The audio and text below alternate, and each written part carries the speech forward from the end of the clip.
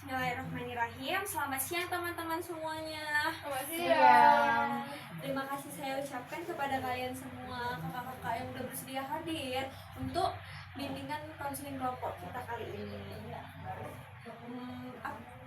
Konseling kelompok itu adalah salah satu bentuk layanan yang membantu memecahkan masalah pribadi anggota kelompok dengan memanfaatkan dinamika kelompok kita. Tujuannya itu adalah untuk mengentaskan masalah anggota kelompok, juga bertujuan untuk mengembangkan aspek kepribadian anggota kelompok yang lain, seperti berani berbicara di muka umum, berani menanggapi pendapat orang lain, dan mampu bertenggang rasa.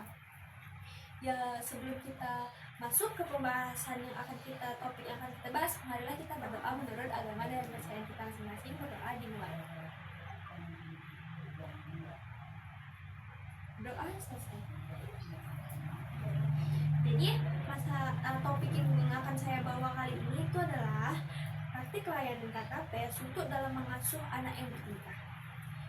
Menurut kalian nih, apa masalah nih yang ada di topik ini? Ada anak yang bertingkah ya? Kita anak mungkin menunjukkan perilaku agresif seperti memukul ataupun mendorong.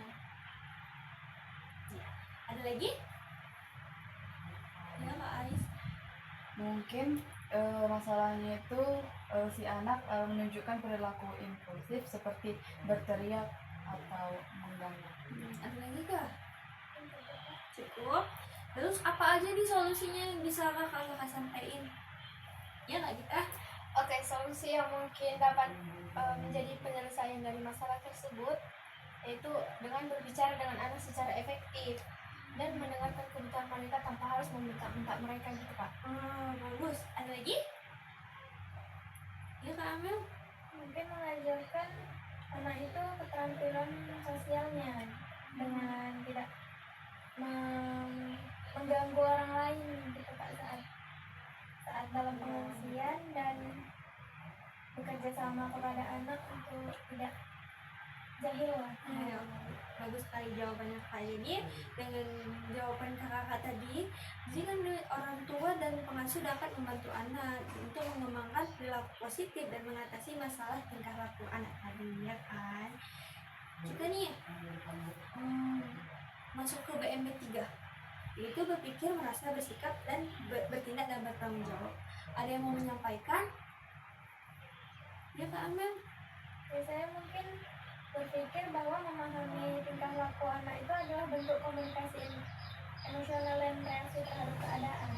Dan saya merasakan empati dan kesabaran meski menghadapi tantangan pengasuhan yang berat, serta bersikap tenang, penuh perhatian dan terbuka terhadap kebutuhan anak, serta melakukan tindakan komunikasi efektif, memberikan penguatan positif, dan menciptakan lingkungan yang kondusif bagi perkembangan anak, dan mengambil tanggung jawab penuh dalam mendampingi dan membimbing anak sampai tumbuh menjadi pribadi yang sehat secara emosional. Terima kasih Kak Amel, bagus sekali. Jadi kita bisa berusaha untuk meningkatkan keterampilan dan pengetahuan untuk menghadapi anak dengan lebih baik. Kita menghadapi anak yang bertingkah dengan lebih efektif dan membantu mereka mengembangkan perilaku yang positif saja.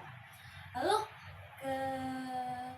terakhir ini, pesan, kesan, dan komitmen apa aja Kak? Ada yang mau menyampaikan? Kak Gita? Saya bisa menyampaikan kesan mungkin ya, Pak. Pesan saya, mengasuh anak dengan baik selama masa sulit membentuk karakter anak menjadi lebih kuat dan juga tangguh, Pak. Pendampingan yang hangat dan komunikatif membuat anak lebih mudah memahami situasi dan mengurangi tingkah laku yang mengganggu, Pak. Terima kasih Kak Gita, bagus sekali. Ada lagi? Ya Kak Ais? Pesan yang dapat saya sampaikan itu mengasuh anak yang bertingkah membutuhkan kesabaran, ketelatenan, dan pendekatan yang penuh kasih sayang, terutama dalam situasi stres seperti pasca bencana. Orang tua harus memahami kebutuhan emosional anak dan memberikan perhatian yang cukup agar anak merasa aman dan dicintai. Terima kasih Kak Ais. Komitmen nih, ada yang mau menyampaikan nggak? Ya Kak Amel? Mungkin untuk bisa Mungkin bisa berkomitmen untuk menciptakan menyediakan lingkungan yang aman dan suportif, menjaga komunikasi terbuka, secara aktif memberikan perhatian dan pengasuhan yang baik pada anak, dan juga penting bagi orang tua itu untuk menjaga kesehatan mentalnya agar bisa merawat anak dengan baik. Terima kasih Kak Amel, bagus sekali jawabannya. Jadi Kak semua udah paham kan topik yang kita bahas tadi? Mungkin sampai sini saja. Sebelum ditutup, mari kita berdoa menurut agama dan keyakinan kita masing-masing. Berdoa dimulai. Doa selesai. Terima kasih kok kakak semuanya menyempatkan waktu kalian datang di siang hari ini. Saya ucapkan terima kasih. Sama-sama.